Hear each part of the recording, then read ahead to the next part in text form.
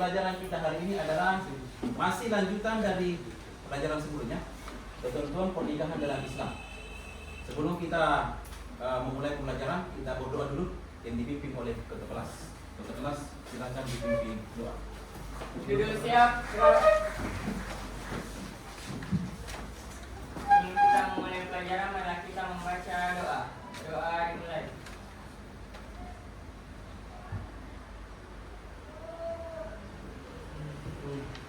Doa selesai, beri salam kepada Pak Guru. Assalamualaikum warahmatullahi wabarakatuh. Waalaikumsalam warahmatullahi wabarakatuh. Sebelum kita memasuki pelajaran, saya meminta kepada kalian rapikan dulu tempat duduknya. Kalau ada sampah diambil kemudian dibuang pada tempatnya, supaya proses pembelajaran hari ini berjalan dengan lancar, nyaman dan aman. Oke, tasnya dirapikan, bukunya disimpan pada tempatnya. Kita membaca Quran surah Al-Ikhlas, Al-Falaq dan An-Nas secara bersama. Oke, 1, 2, 3, mulai. A'udzu billahi minasyaitonir rajim. Bismillahirrahmanirrahim. Qul huwallahu ahad. Allahus samad. Lam yalid wa lam yulad wa lam yakul lahu kufuwan ahad. Sadaqallahul azim. Nah, saya absen dulu ya. Andi Fadiah hadir. Ahmad Besaldi hadir. Andi Baso semuanya hadir ya? Hadir. Nah, oke, hari ini semuanya hadir. Apa kira-kira rukun pernikahan? Kira-kira siapa yang bisa memberikan penjelasan? Kira-kira apa rukun pernikahan? Kita sudah membahas tentang pengertian pernikahan, undang-undang pernikahan, dalil tentang pernikahan, rukun pernikahan. Kira-kira apa? Siapa? Oke, silakan. Baik, bismillahirrahmanirrahim. Assalamualaikum warahmatullahi wabarakatuh. Waalaikumsalam warahmatullahi wabarakatuh. Apa namanya? Perkenalkan, saya Saskia Abbas. Saya akan menjawab pertanyaan Bapak, itu apa saja rukun pernikahan. Rukun pernikahan ada 5. Rukun yang pertama, mempelai pria dan wanita. Mempelai pria dan wanita sebagai rukun nikah haruslah memenuhi syarat dan ketentuan sebagai calon pasangan. Keduanya haruslah beragama Islam dan tidak memiliki hubungan darah. Rukun yang kedua, wali nikah. Wali nikah biasanya adalah ayah dari mempelai wanita. Namun kedudukan ayah sebagai wali nikah bisa digantikan oleh wali yang lebih dekat hubungannya, seperti kakek, saudara laki-laki atau paman. Rukun yang ketiga yaitu 2 orang saksi yang terdiri dari laki-laki dewasa yang adil. Rukun yang keempat yaitu mahar.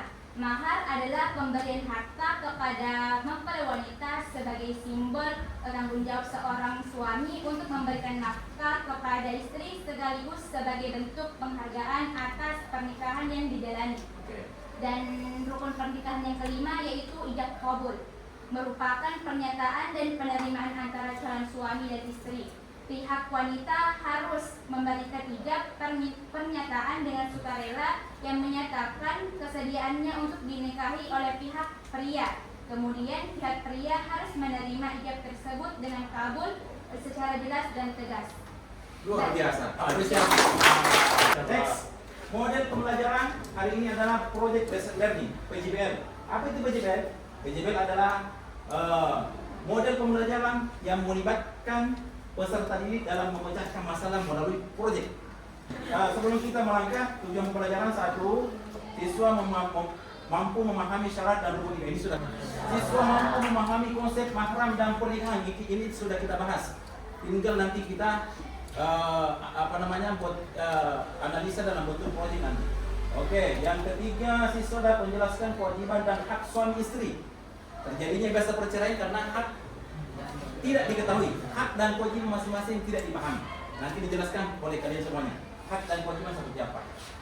Yang ketiga, siswa dapat mengidentifikasi hikmah dan pernikahan dalam kehidupan sosial. Kegiatan intinya nanti akan ini kelompok, masing-masing kelompok akan saya bagi. Oke? Sudah terbagi ya 5 kelompok ya? Oke, silahkan kalian berdiskusi, berdialog. Kira-kira proyek yang kalian putuskan seperti apa? Ya, jadi problemnya adalah sosialisasi tentang pernikahan dini. Oke, bagaimana supaya pernikahan dini itu sampai di masyarakat dan tidak menjadi suatu rumor yang tidak bagus di masyarakat. Oke, silakan berdiskusi, berdialog. Apa penyebab terjadinya, faktornya apa dan lain sebagainya. Silakan diskusikan. Oke, silakan berdiskusi. Oke, kelompok 1. Ya. Apa ya? Poster ya.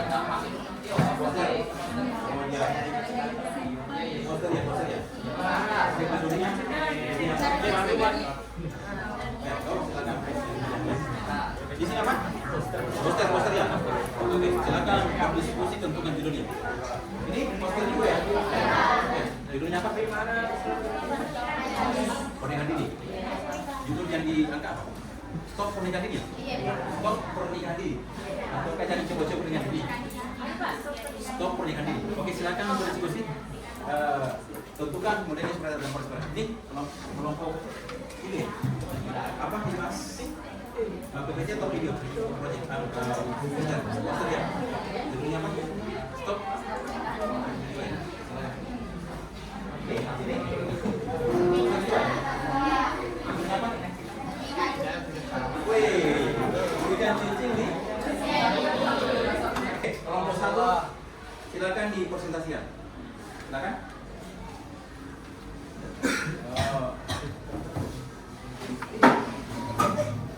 Kita lihat penampilan dari kelompok 1. Silakan. Ya, oke.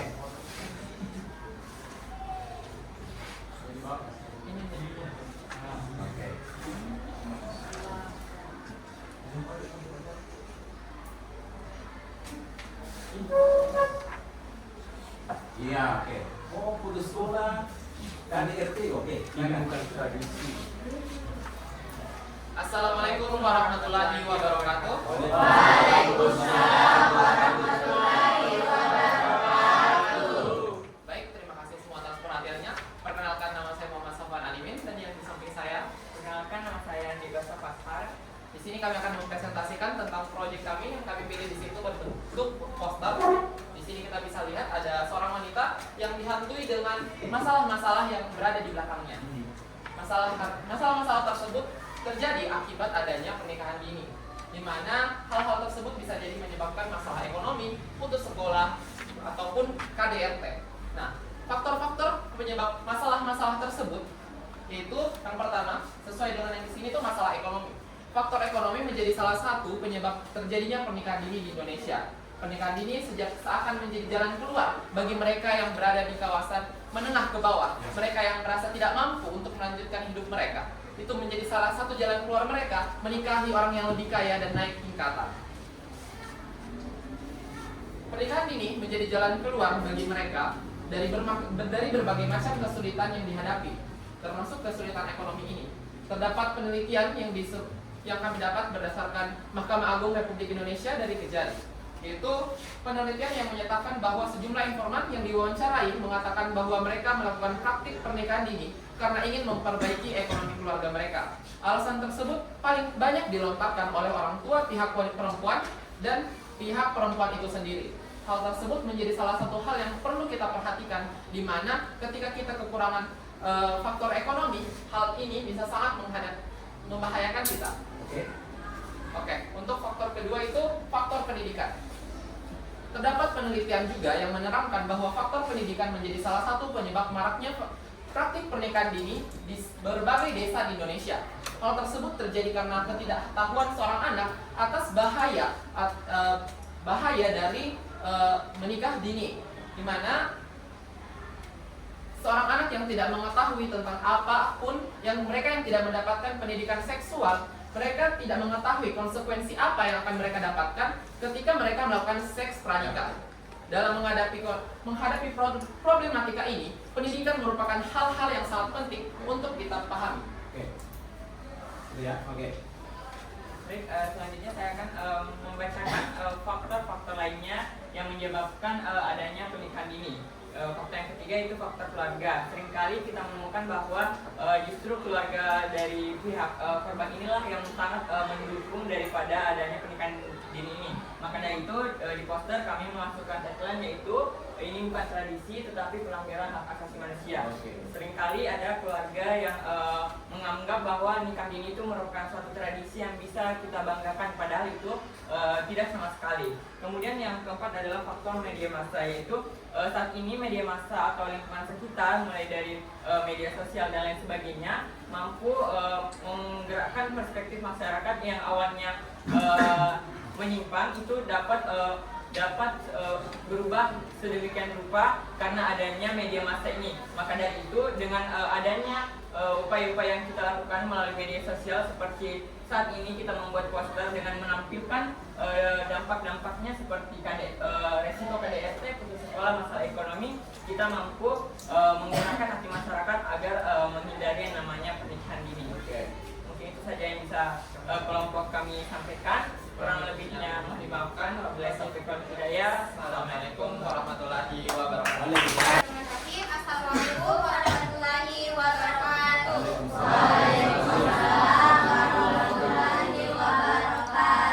Baik, perkenalkan kami dari kelompok 2. Kami akan mempresentasikan hasil diskusi kami yang telah dirangkum di poster digital di atas dengan judul Hentikan Cincin di Usia Dini, atau maksudnya yaitu Stop Pernikahan di Usia Dini.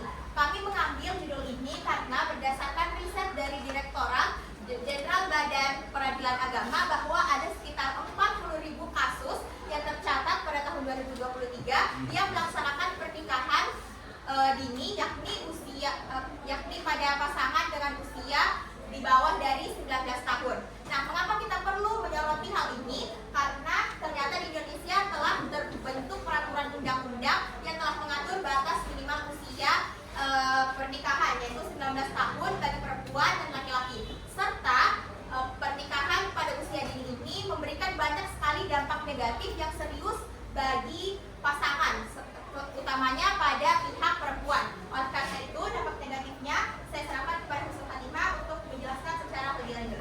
Baik, di sini dalam poster kami sudah tercantum dampak negatif terhadap sosial, yaitu pertama putus sekolah, yang kedua yaitu kesehatan mental, yang ketiga yaitu kekurangan dalam rumah tangga. Nah, yang dampak lain negatif yaitu terhadap kesehatan. Pertama yaitu gangguan kesehatan, yang kedua risiko bayi lahir stunting, ketiga pernikahan tidak harmonis. Baik, itulah tadi presentasi dari kami. Semoga dampak-dampak yang telah dipaparkan tadi bisa menjadi renungan kita agar fokus pada cita-cita dan menunda pernikahan dulu. Sekian, terima kasih.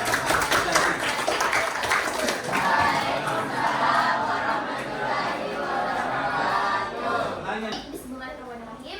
Assalamualaikum warahmatullahi wabarakatuh. Waalaikumsalam warahmatullahi wabarakatuh.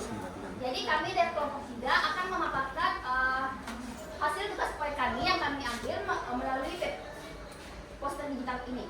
Nah, judulnya yaitu Stop Pernikahan Dini. Nah, alasan kami mengambil tema Stop Pernikahan Dini ini karena sekarang ini terjadi pernikahan dini yang sangat marak terjadi di lingkungan masyarakat saat ini. Nah, selanjutnya saya akan menjelaskan pertama yaitu dampak pernikahan dini.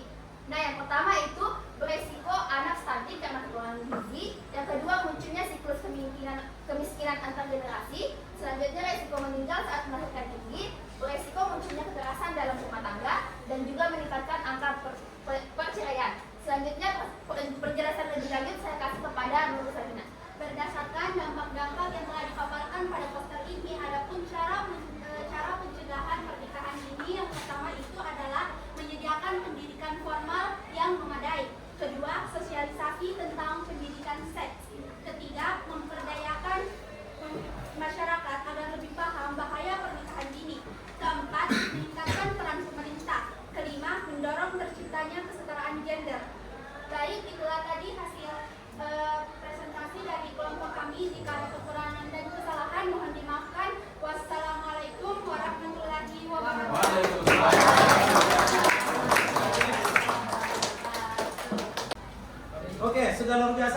apresiasi semua kelompok.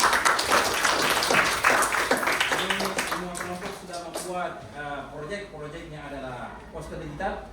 Jadi mudah-mudahan apa yang kalian posting nanti di sosial media kalian itu berdampak dan pernikahan dini itu terjadi. Oke? Kita simpulkan hari ini. Apa kesimpulannya? Pemahaman bermakna yang dapat kita simpulkan dari pembelajaran kita hari ini adalah yaitu pernikahan adalah suatu ibadah yang sangat sakral.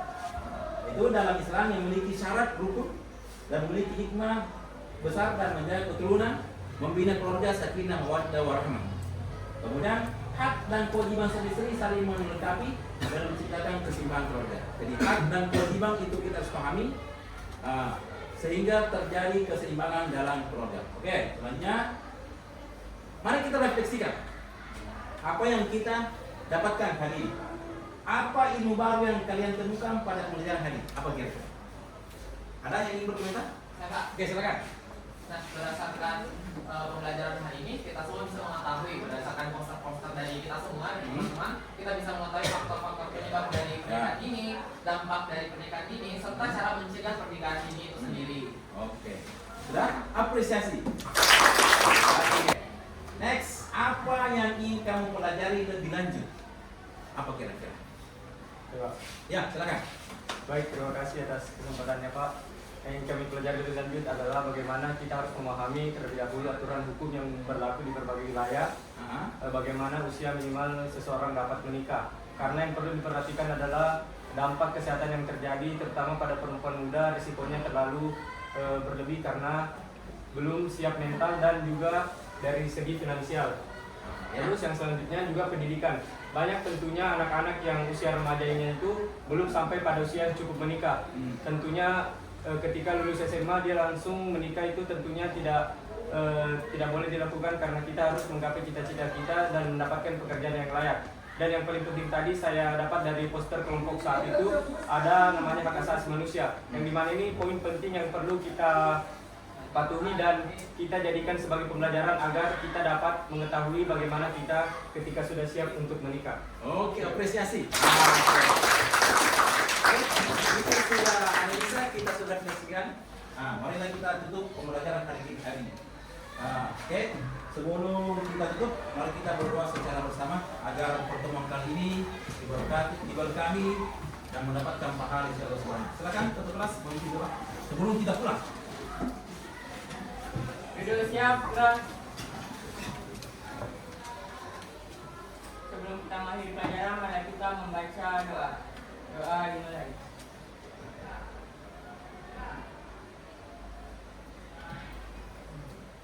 Doa selesai, beri salam kepada Pak Guru.